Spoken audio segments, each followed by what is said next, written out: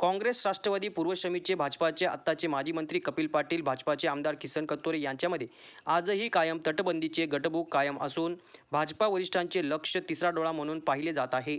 मुरबाड नगरपंचायत निवडणुकीत भाजपा विरोधात काम केले, तेच लोकसभा विधानसभेत घडले.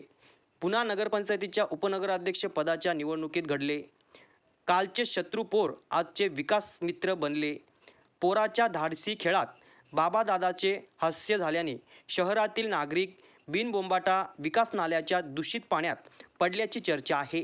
शिवसेना, भाजपा, राष्ट्रवादी या पक्षाच्या नेत्यांची किंमत लहानगी ठरवू शकतात असा राजकीय शतप्रभाव युवक लोकप्रतिनिधींनी निर्माण केला आहे.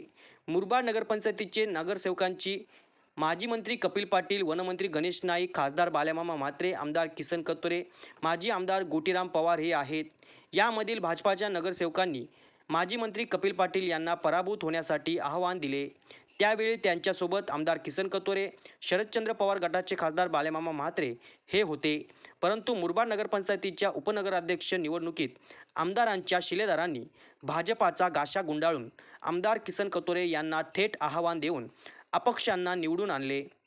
या पाठीमागे कोणत्या साहेबांचा मास्टर प्लॅन होता त्याची चौकशी अंती कारवाईपूर्वीच पूर्वविरोधक माजी मंत्री कपिल पाटील आणि मुख्यमंत्री देवेंद्र फडणवीस यांचा उजवा डोळा यांच्याकडून कारवाईसाठी माजी मंत्री कपिल पाटील यांना पराभवाच्या गुलाबी शुभेच्छा देऊन विकास कामासाठी भेट घेतल्याचे नगरसेवकांनी सांगितले.